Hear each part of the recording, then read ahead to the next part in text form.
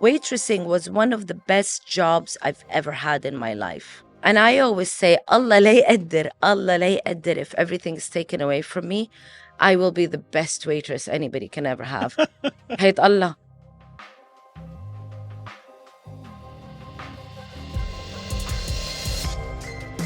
Welcome to the Lighthouse Conversations, a podcast featuring entrepreneurs and tastemakers from the worlds of arts, culture, tech, and of course, food. I'm your host, Hashem. If you're joining us for the first time today, don't forget to hit the follow button in your podcast player to get alerted when we have a new episode. If you're using Apple Podcasts, for example, it's the plus sign in the top right corner. You can also listen to our extensive catalog of previous episodes on our website at thelighthouse.ae/podcasts. We had some amazing guests over the years, including the co-founder of The Code, Ayman Fausa, publisher Yasmin Girasati, co-founder of Ermex, Fadi Ghandour, former director of Design Days, Cyril Zamit, and so on and so forth. So please go check out some episodes and give us some feedback, or better, share them with your friends and family. I'm joined today by Mariana Wehbe. She's the founder of the highly successful PR firm Mariana Wehbe Public Relations. But honestly, that barely touches the surface of who she really is. We spoke about so many things, including her journey growing up as an Arab in the US, specifically in Florida, where she thought she was a Latina, moving back to Lebanon, and now living in Abu Dhabi, and her decision to quit her secure corporate lifestyle to start her own firm, the impact of the 2020 Beirut explosion on her and her family, and so many other things. I found Mariana to be engaging, and I found the conversation very gripping. Status quo doesn't really mean much to her. She's a fighter, she's a hustler, she is multi-talented, she really is so many things. And some of this came out in this episode. So I think you'll find it very, very interesting to listen to. And I think, like me, you'll wind up learning a few things from Mariana. Mariana, welcome.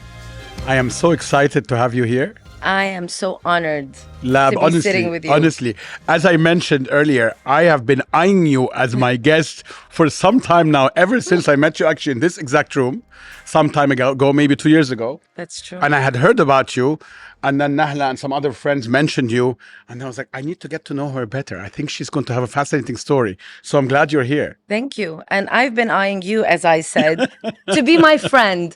Thank you. To be my friend. That's very flattering, and I'd be honored to be your friend. Habibi. I want to start somewhere that may be a little bit painful for you, but if you indulge me for a minute and we go from there, I want to start with the blast in Beirut. Yes. Because it was a pivotal point, obviously, for the region, for Lebanon, but also for you personally. So can we dive a bit deeper and talk a bit what happened for you that day? That day was, I was coming down from Batroun. I was living up there for a while with friends during COVID. It was really one of the most beautiful days with the clearest blue skies. And I said, you know what? Let me go to the office. My office is in downtown. It's at the end of Foch Street, which is about a couple of minutes from the silos in the port. And I had called the driver and I said to him, you know what? Sherbil, let's not take my car. I have one meeting. I will go down to the office. I'll go in the moto. تخيل, when things are bound to happen, because subhanallah, hanhar, there's something bigger for every Lebanese that survived it. Why would I go in a moto? I had a dress on and I said, let's go.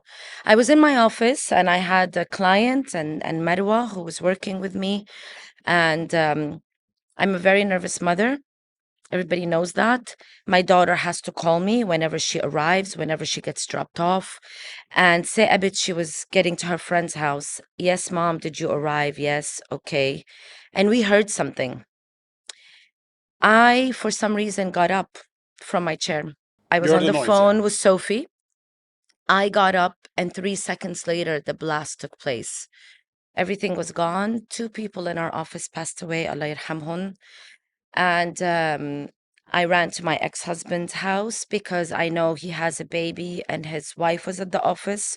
We all share a beautiful office of his. I knew my daughter was okay, and I ran all the streets of Beirut from Foch through all of Jemaise to get to his house, to where the nanny was passing away, and she passed away, Allah yarhamah, make sure the baby is okay, then ran to my house to get Sophie. You know, we were walking around people that were passing away on Ba'tizr because there was nothing we could do. Nothing.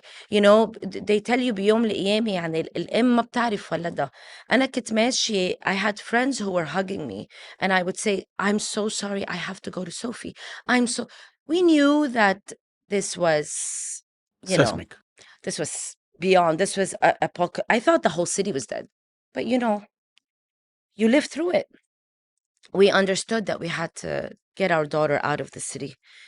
A lot of the families had to do that because our homes were gone, our offices were gone, our money was gone. It was the first thing is let's get our kids out. Yeah. So you left. I didn't leave. Mm. My ex-husband said, let's get Sophie out. We had to get Sophie out. And, you know, Sophie had said to me, you taught me something, Mom. Life is a dance. I always tell her, when you dance, you always, ما بتاخدي بس, بتاخدي وبتعطي. Yeah. You have to come close and you have to go back. So everything in life is a give and take. And she says, all I see Lebanon do is take from you. And you cry. I want out. 4 days later, my ex-husband said, you know, my sister is in Abu Dhabi. خلينا نبعت Sophie and May. And I said, of course. So we sent Sophie here. She was 15, put her in school, and I stayed in Lebanon. I couldn't leave, and I wanted to do something for the city. You could not have been part of what happened and not do something. It is impossible, you know. My best friend and I, she came over. Her house was devastated as well. And she said, we have to do something. I said, we have to do something. We work in design. We know everybody. Yeah, and I love how when you thought about doing something, it was literally doing. Yani, this was not slogans or words of encouragement. Babu Shebek. It's No. quite literally that. It was quite literally That's what people need. Actually, we were standing in my living room where we didn't have Babu Shebek or anything. And she said, we have to do something. And I said, I know. But there were big NGOs, don't forget. And we are 4 days later or 5 days later. Rasna mamana yani. Anyways, we're sleeping at home. We don't even have windows in our bedrooms. This is how we were still figuring out what we needed to do. صراحة يعني. أكيد. And the sound of glass will never leave me for days. So there was this period right after, and there was obviously Babu Shebek and a lot of initiatives to help support the community. Right. Now some time has passed. Yes. How were you able to process this differently now than the immediate shock, which I'm sure was traumatic? I had to process it here in the UAE when I moved a year later to be with my daughter. I did not process it. Until you left. Yeah, what we did is we jumped in. Yeah. And we needed to jump in to do something, to feel that we are helping out and that we are doing something. There was no time to process for anyone. Only when you leave and when there's another environment around you and another world and you're like, what did I just live? What was that? مظبوط كلام. I still remember, sorry, the smell of blood. بس إنه كيف هيدا الشيء you process it not in the moment. And you have to know the amount of people that are doing therapy in Lebanon until today and the amount of PTSD that we have and that we live with. So a year later, I wanted to send my daughter to boarding school. And she said, please, Mama, no, I need to be with you. And that's when I moved to the UAE. To be with her. To be here in the UAE, which was not by choice. It was, nobody wants to leave home. Akid. Nobody wants to leave home by choice. And home, Lebanon, is a personal story for me. Yes, I was going to get to that. I come from deep abandonment, very, very deep abandonment. So it wasn't just a fight لبلدي. It was a fight لإلي, لبيتي, لأرضي, اللي أنا عملتها. I made my own life there. So it wasn't like, oh, I don't want to be in the UAE. I never wanted to be in the UAE because I was grasping you wanted to on hold to close what to what you have because you grew up in Florida. You spent your first 16 years in Florida, in fact, not in Lebanon. So Lebanon was mission new home. It's always been your home, but you're holding on to this new home feeling that you've created. Yes. So, and worked so hard to create. Am I right? Yes. Now you have to Reimagine it once more. Yes. I mean, I was sent back when I was 17, before I turned 18, before I was a legal adult in America, as a coup d'etat by the family. Because this is what they know. No, we don't have, girls living alone in university. I wanted to study archaeology and Egyptology, and I didn't know my mother. And they sent me back saying, you need to meet your mom. And she's sick, and you'll be back in 2 weeks. Only, little did I know that I would not be able to go back because I lived in America for 16 years on a 3 months visa. I was an illegal immigrant. وما It's كان في amazing. سفارة ببيروت. Well, my mom was living in a very humble area, and she thought she was getting a baby. She got a 17-year-old Americanized young woman. And for those 17 years, you were not in touch with her? She was in touch, but It wasn't part of your life. it wasn't part of my life. And ما تنسى, there were phone calls. There wasn't. صح. It was صح. the It's different centrale. time. So مظبوط. when she would call me, it was 3 a.m. ألو كيفك حبيبتي ينعاد عليكي. أنا Okay, فاكر thank you. Central Trunk. Exactly. Yeah. And even when I arrived in 96 to Beirut, it was the centrale. Yeah. That I would go back and be like, I want to go home. There was no going home.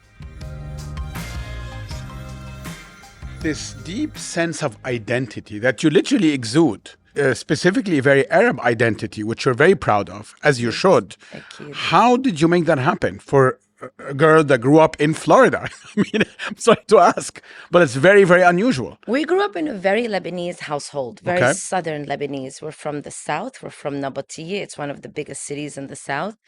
We grew up by a very strong Akid. Lebanese grandmother who had 12 kids and raised her grandkids, and she made the decisions. And when you say we, who was in the house? My uncle, my uncle's kids, my aunt. I had 4 uncles It's and my amazing. aunt. So you grew up in this kind of big Big. house of lots of people competing for Lots of attention, food. for interests, all of that. Everybody, yeah. And a very humble home, working class. We all worked. A lot of screaming and yelling. Akid. Never about money. Yeah. Hardworking. A lot of music at home. Tarab. My grandmother would always play tarab, and I hated it. Then, And now not I now. love it. وما كنت افهمها. ما انا ما Yeah. كنت افهم الكلمات. صح. كنا ممنوع نحكي انجليزي بالبيت.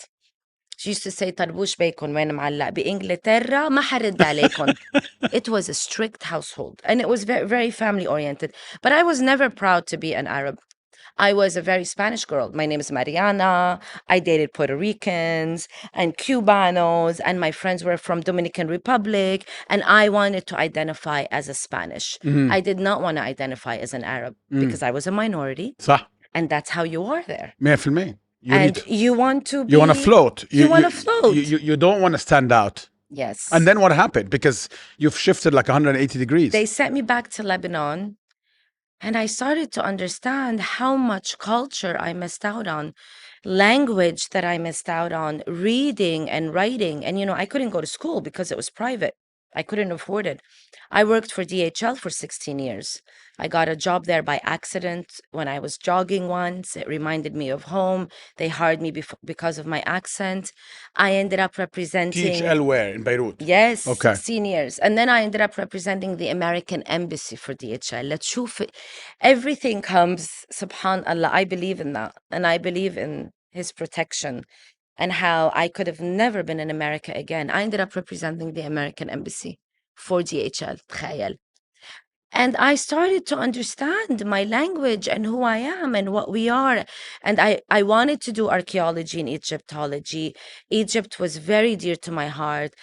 And I started to ask my mom to teach me what the words mean, like زي الهوا, but when they speak. So she would like sing the sentence, and then we would stop it, and she would explain it to me. That's amazing. And I fell in love. And then I understood إنه هاي بلدي. But at the same time, Lebanon gave me a lot. You have to know, like Egypt, you guys are a village, so you know who's your mom and Very who's your much so. dad and where you're raised, and nobody knew who I was. Yeah. They didn't know my family. You didn't have any of the contacts. I didn't have any of the It's a contacts. very, very socially stratified society with a lot of Exactly. social class consciousness. Exactly. So you've done a double whammy. First, you went to Florida, where you would stand out by definition.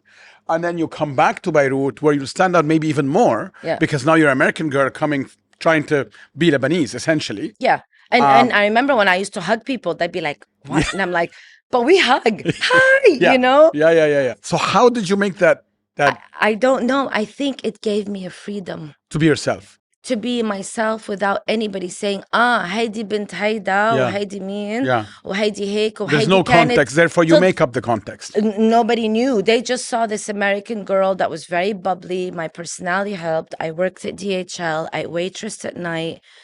I worked really, really hard. I know what it is not to have enough money to ride in a cab during Ramadan.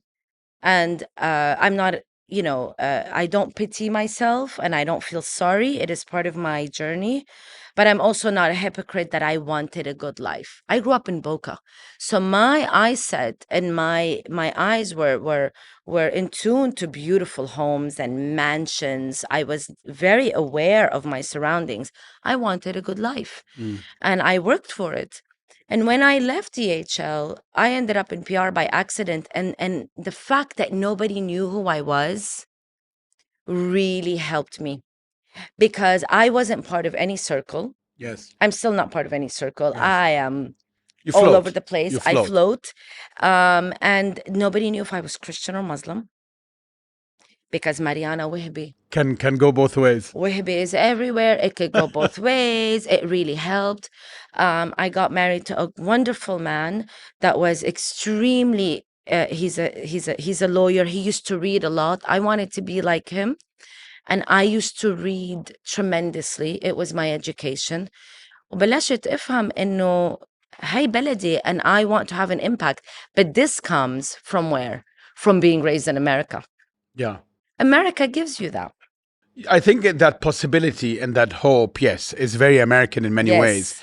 Now, I'm fascinated by the fact that for someone that came from a humble upbringings to go finally find a job that's stable, that's corporate, that has benefits, and you stayed for a very long time. Yes. How on earth did you have the cojones, we go back to your Spanish days, to transition to starting your own thing, regardless what it was? It's a really good question. I was working for DHL for 16 years and I ended up running their biggest sales channel. Okay. And I knew at some point I hated going to the office and I was making a lot of money. That's what I'm saying. And you had. And I hated it. Yeah. And you're in a city that's not necessarily stable politically. So having a good job with a big American company is great. Yeah. I wanted to get divorced and I wanted to leave my job. And I was sick of everything. And one day I was driving to the office and I called one of my good friends, Sarah Baidoun of Sarah's Bags. Okay. And I said, Sarah, I'm resigning. And she said, what do you do? What? I said, I'm done. And I resigned and they deflected it twice. And I said, John, I'm done. Like I'm out. When we come back, I talk to Mariana about combating her fear of failure. That's right after the short break.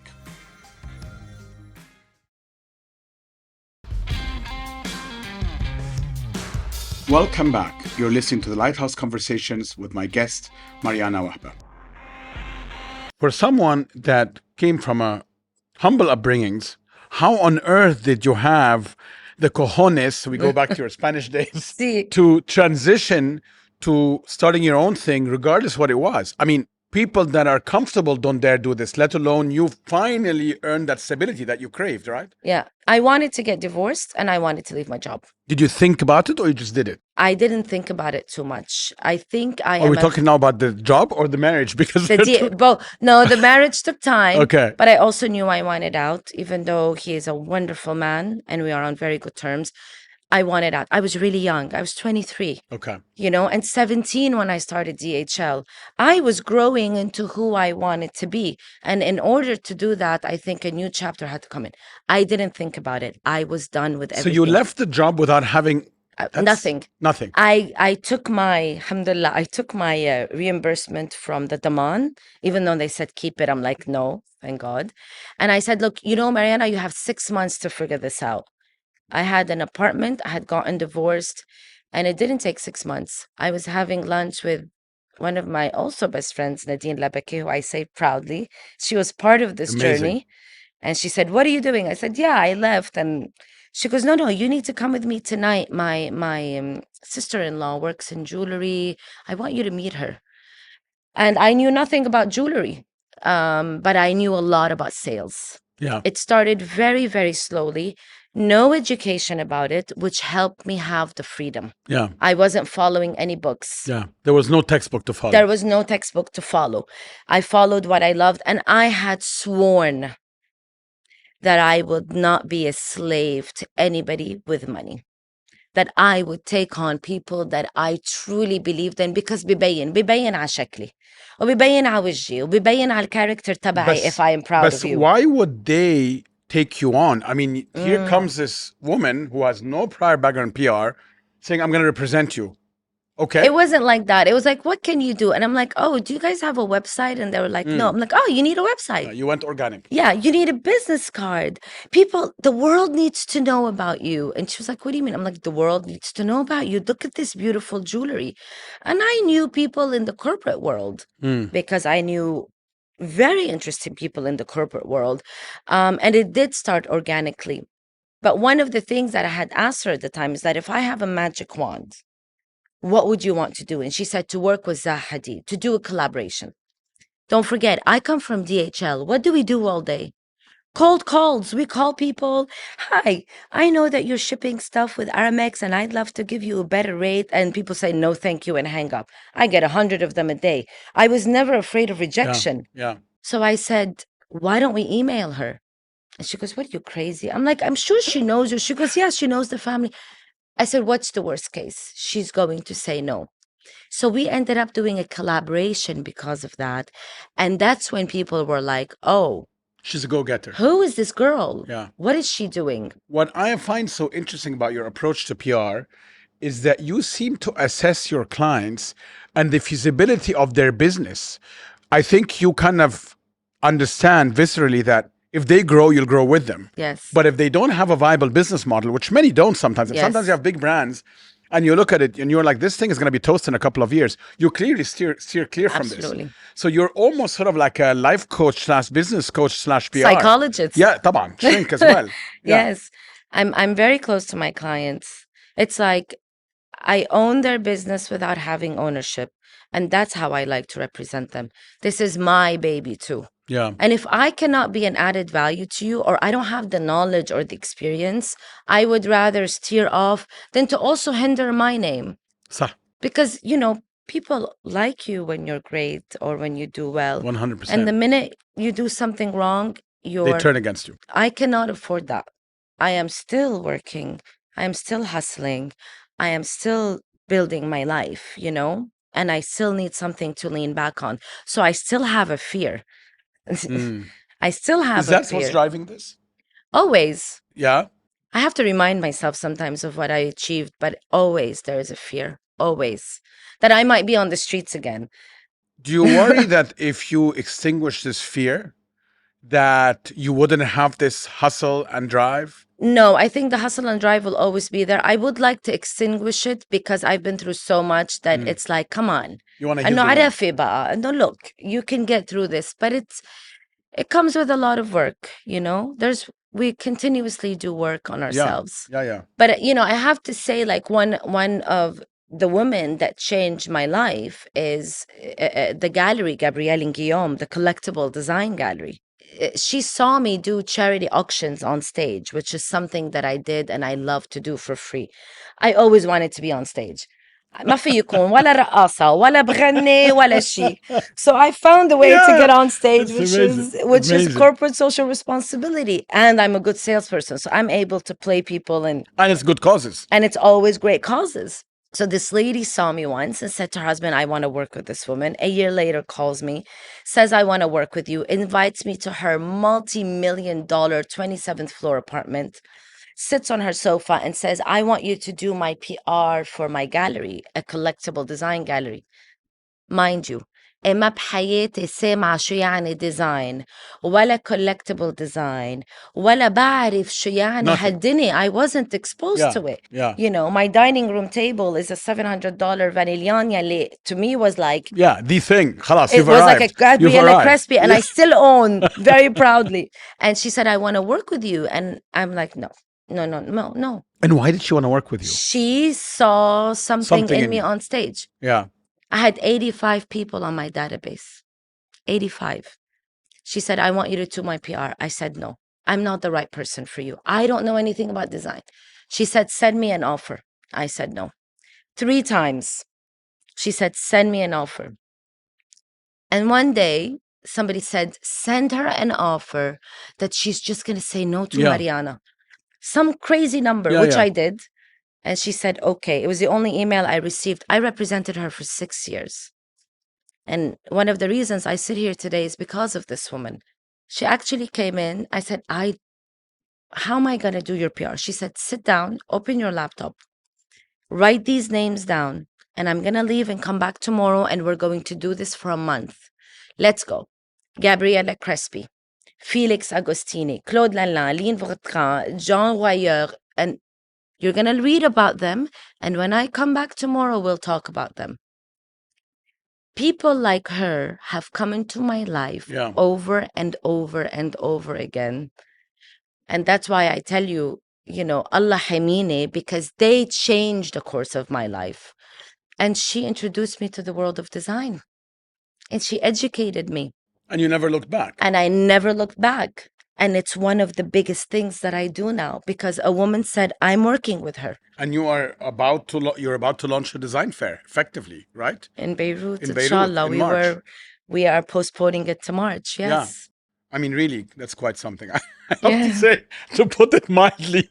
I mean, do you not worry? Do you not worry what people are going to say? They're going to say she doesn't come from this world. Oh, they've already said it. Yeah, ma بقول.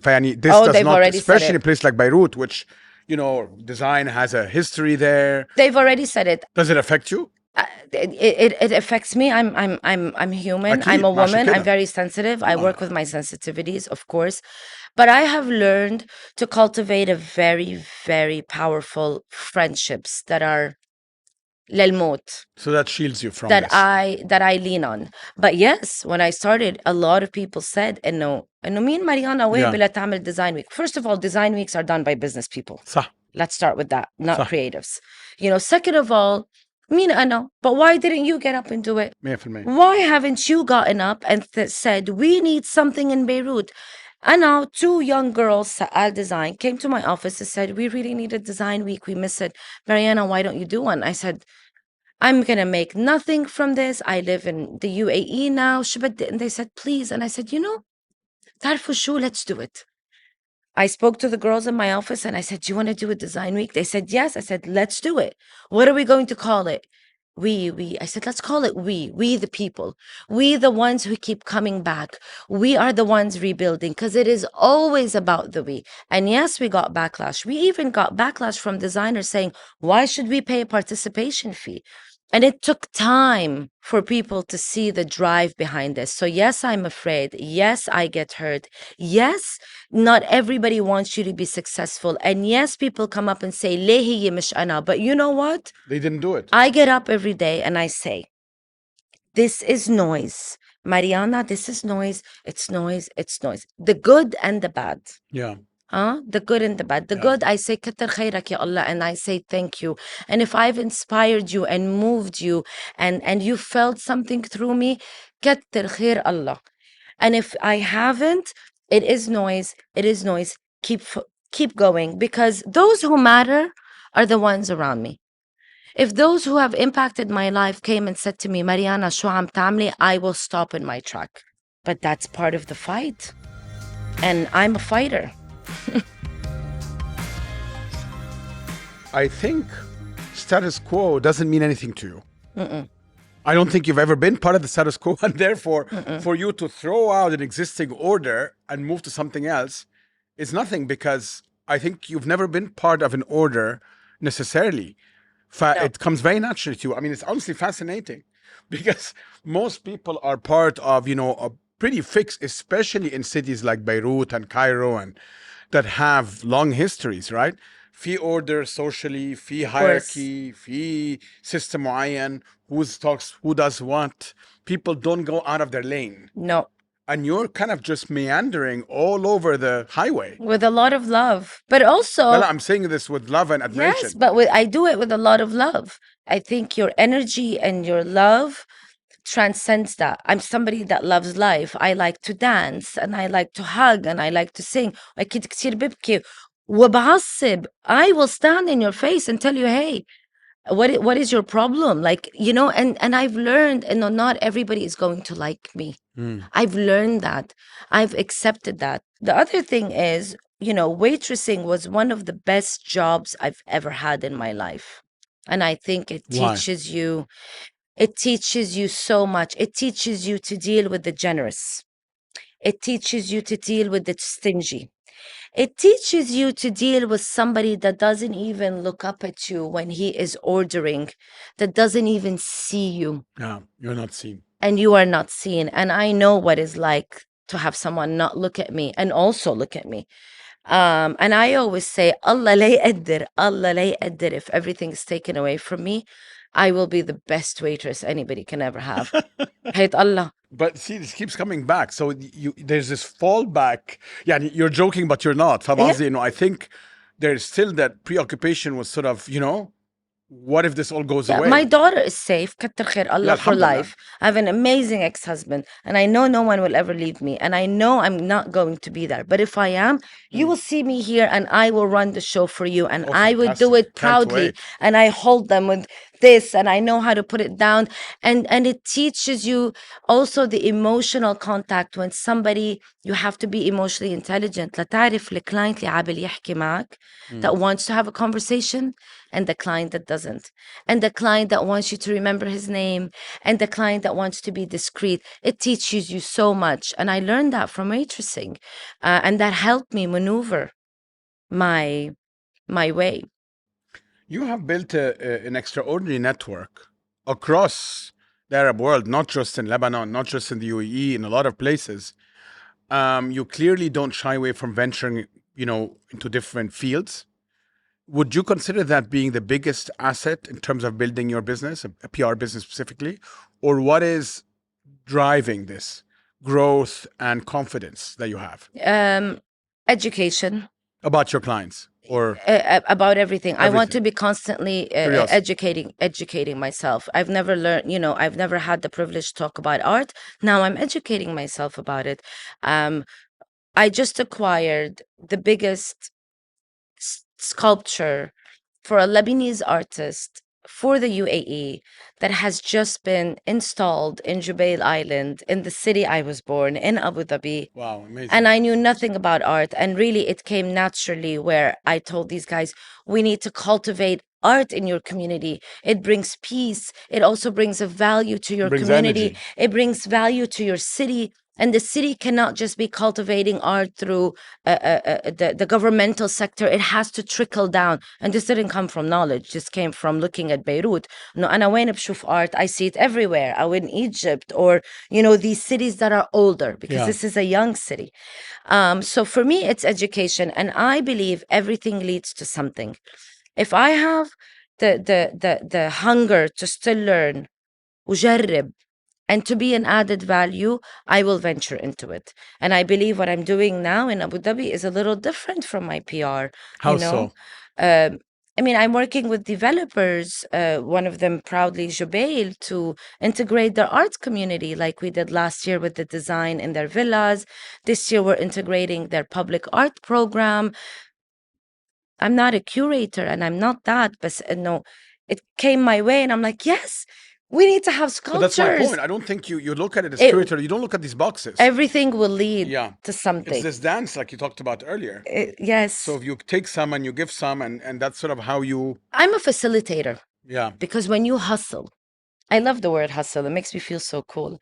You know, like when you hustle, because I was very ghetto. My daughter makes fun of me. Like I was very ghetto when I was young, and you know, and she's like, I can't believe, I can't believe how preppy you are, mama. But like, you know, when you hustle, you have to very quickly put things together.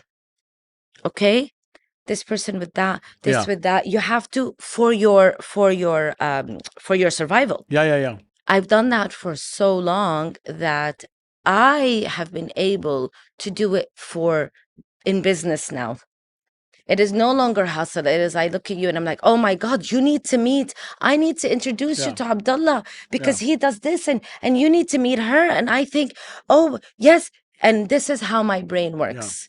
And this can be integrated here. So it's part of just like all these things always happening in my head. Which is really the added value to your clients. I'm a facilitator. I mean, ultimately, that's what they're really looking for. Yeah. And it's just so interesting how you've sort of taken PR to a completely different level in the sense of you decompose it in this essence. What is PR at the end? These people, through meeting other people, like-minded people, get to higher levels in whatever it is that they are selling or doing or working on, etc., etc. But I think because you didn't come in from a studied approach, it's visceral. It wasn't boxed. I think when I started 10 years ago, PR was changing into that. It was changing from the standards of how you do things. You know, even now when we designed Beirut, I swear to God, Wallah al-Azim, I had no idea it grew much bigger. And at some point I was like, I kept saying, what did I get myself into? And we had, you know, my team is 4, we were 17. Wow. 17, 2 guys and the rest girls, and also young men and women. And you, when you're doing something this monumental and this consequential and important to you and important to the city, is there a moment where you sit and you say, what if I can't pull this off? Yes. So you do. You have that. Yes. Okay, you're yes, human. Good. And I wanted to double check. Yes. I wasn't sure. Yes, and I go to everybody that I know that I'm close to, and I say, what if we cannot, I'm not going to be able to do this. And I'd be like, so you do have moments of doubt. Yeah, and they taught me like, okay, what do you need? You know, we have a committee. Nada Dibis is one of our committee members, and I've cried Amazing to many person. of them. What am I going to do? La شو حنعمل يا رب. And it was like, don't worry. It's not all on you. This is for the city. What you guys have instigated, Samer, my partner, and I, you've instigated something for the city, and we have your back. You know, when we postponed, I received an email from all of the press. I had someone crying. The editor-in-chief of the zine, Max Fraser, I will say that because he's an old dear friend of mine. He said, Mariana, this is a love project. Yeah. And you have our unequivocal support, and we are coming. This isn't about Mariana and Samer. Yes, we are in the highlight of it. This is about my city. This is about the biggest event that was going to happen بعد الانفجار, to give us hope, to say we are still alive. تعوا لعنا please. الأرض بعدها عم بتعيش وعم تحكي. That creativity thrives there. That our craftsmen and our artisans are suffering. And we are going to lose generations of their work if we do not find a way to get them exposed. That our students are suffering because 40% of our students this year could not pay their education because their families could not afford it. And we pride ourselves as Lebanese, لو شو ما صار فينا إنه نحن منعلم أولادنا. So what we did is we added students who are doing a sustainability exhibition with all of the universities for free. And the craftsmen من كل مناطق بيروت, the youngest is 60 years old. The youngest craftsman عمره 60 سنة. This was a project لبلدي. So yes, so much fear. I will do what I can. I will probably not get it right. بس هنتعلم. صح. والنية. What an attitude. Is what matters. It's incredible, Sarah, the attitude. I'm amazed. Given the statistics you just rattled off, how do you feel about the new generation, your daughter's generation? لأنه, what does that say about what's to come for this generation? Is there a path here that you can see that's hopeful, or is it all gloom? No, it is hopeful. First of all, you have to know that our generation, our kids who are educated, know what is happening. My daughter is studying law, and she decided to go back to Beirut. She was accepted in the US and in London. And Amazing. she made the choice to go back home. مع إنه أنا إيدي على قلبي وعم صلي كل يوم. تخيل. still I want to go back home. The other thing is you have to know that in Lebanon, education is so important, and you have so many that are working on that. So whether it's the CMA CGM group, Rodolphe Saadi, who is investing in that. Life is a big NGO that works with the financial community, the most important financial community in the world, Lebanese, and they've paid millions to educate. So education is very important. Everybody is investing in that, and everybody is supporting that, whether it's through a corporate social responsibility or putting them back into universities. This has become our most important part, because إذا ما علمنا شبابنا, this is worse than August 4th for me. Because when you educate, you liberate. And it is the only way. And our youth were the ones who ran the thawra. Fashalit ma fashalit, it doesn't matter. Yeah. But our youth were the voices. So no, it's not all gloom. Lebanon, like many other countries, but Lebanon has a very special place in the cusp on this world. It has an energy. So you believe it can rebuild itself? It always has. It always will. The only thing we have to know that it may not happen in our lifetime. Yeah. And that is okay. And what we always want to see is things happening hella. صح. When you look at the pharaohs till now, you look at a timeline, our kids turn a page on 1,000 years. But yet نحن بدنا شي يصير هلا. Yeah. كيف بده يصير هلا إذا Well, أنت ما more of a بتحط TikTok generation, yeah. Exactly. You don't plant that seed. We have to know that whatever we do, we may not see it, but we have an obligation to do it. And one last question I have for you, Mariana. Being here now in Abu Dhabi and being in the UAE, what do you see in store for you here? In terms of, do you have similar ambitious plans? I mean, you talked about some of your clients here, but I mean, do you have like a big project you'd love to get your hands on? I don't know what it is. I have to say that I was somebody that I was always very vocal that I would not work in the UAE, and I was very ignorant to that. And when I learned how I've been treated here, and You changed your mind. أنا كنت مرة لبنانية. Yeah. I know exactly what that means. The UAE عملتني مرة عربية. Yeah. There's a huge difference. صح. And it really has taught me something. وانت مش لوحدك على فكرة يعني. يعني موضوع انه حد بيفكر من طريقة لبنانية مثلا وينقل لمنهج عربي happens to a lot of us. Yeah.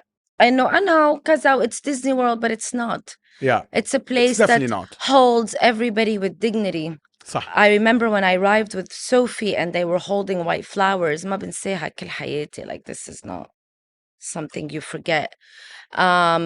It has taught me so much إنه أنا أكون مرأة عربية.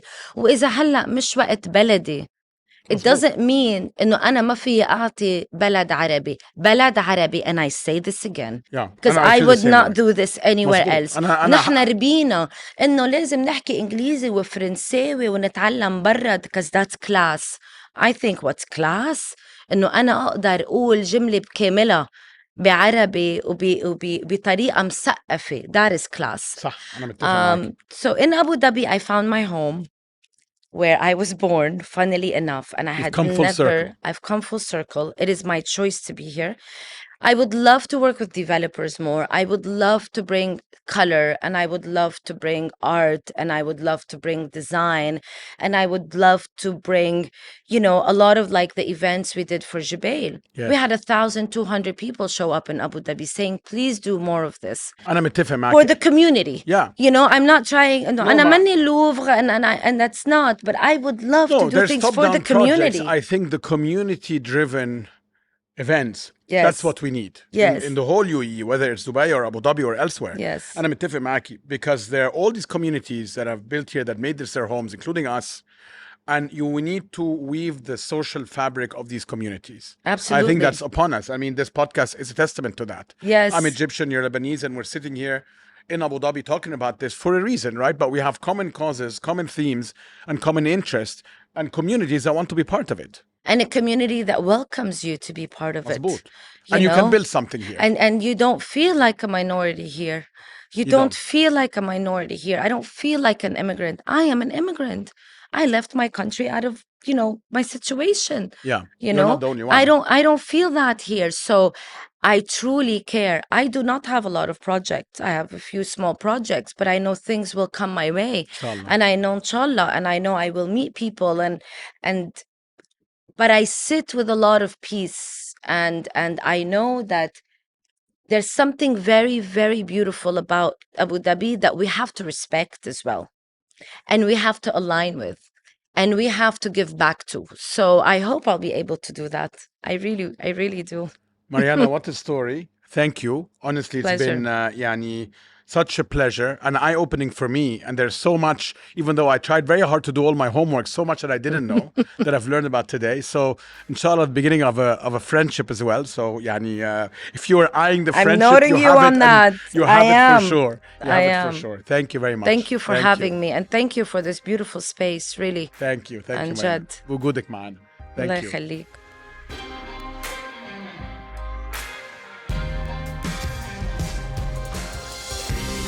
Thank you for joining me on the Lighthouse Conversations.